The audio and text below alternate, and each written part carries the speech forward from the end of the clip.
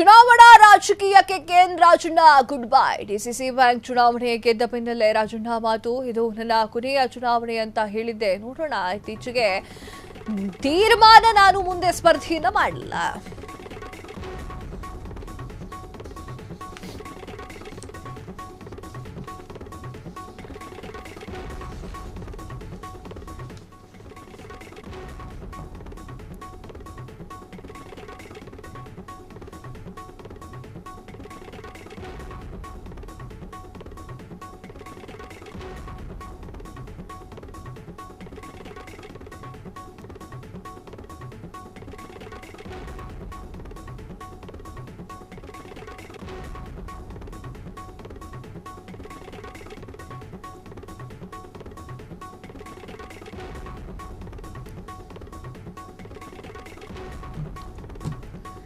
ಚುನಾವಣಾ ರಾಜಕೀಯಕ್ಕೆ KN Rajanna good bye. DCC bank ಚುನಾವಣೆ ಗೆದ್ದ ಬೆನ್ನಲ್ಲೇ ರಾಜಣ್ಣ ಮಾತು. ಇದು ನನ್ನ ಕೊನೆಯ ಚುನಾವಣೆ ಅಂತ ಹೇಳಿದ್ದೆ. ನೋಡೋಣ, ಇವತ್ತಿನ ತೀರ್ಮಾನ ನಾನು ಮುಂದೆ ಸ್ಪರ್ಧೆಯನ್ನ ಮಾಡಲ್ಲ. ತುಮಕೂರಿನಲ್ಲಿ ಮಾಜಿ ಮಂತ್ರಿ ಕೆಎನ್ ರಾಜಣ್ಣ ಅವರ ಘೋಷಣೆ.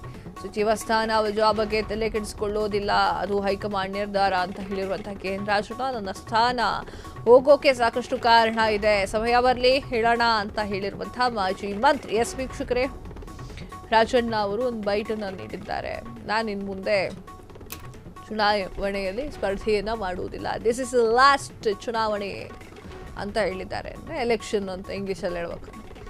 ಎಸ್ ವೀಕ್ಷಕರೇ, ನಾನು ಇನ್ನು ಮುಂದೆ ಯಾವುದೇ ರೀತಿಯ ಚುನಾವಣೆಯನ್ನ ಮಾಡೋದಿಲ್ಲ ಅಂತ ಹೇಳಿ ಬೈಟನ್ನ ನೀಡಿದ್ದಾರೆ. ಹಾಗೆ ಏನ್ ಹೇಳಿದ್ದಾರೆ ನೋಡ್ಕೊಂಡ್ಬಂದ್ಬಿಡಿ.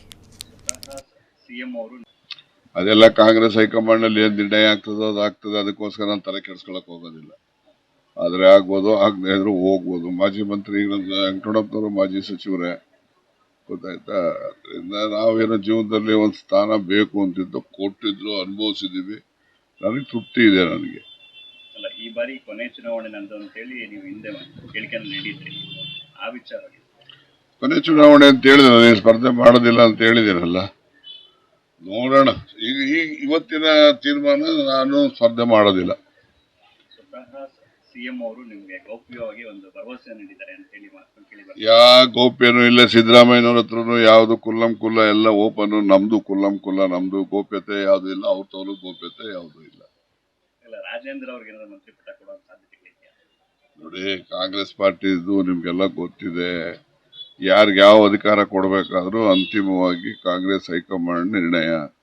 ಅವ್ರಿಗೆ ಏನ್ ತೀರ್ಮಾನ ಮಾಡ್ತಾರೆ ಮಾಡ್ಕೊಂಡ್ಲಿ, ಅದಕ್ಕೆ ನಮ್ದೇನು ಅಡ್ಡಿ ಇಲ್ಲಲ್ಲ. ಈ ಬೆಳವಣಿಗೆಗೆ ಕಾರಣ ಯಾರಂತ ಹೇಳ್ಬೋದು? ಬಹಳಷ್ಟು ಇದಾವೆ ಕಾರಣಗಳು, ಹೇಳೋಣ ಜನಕ್ಕೆ, ಸಮಯ ಬರಲಿ ಹೇಳ್ತೀನಿ.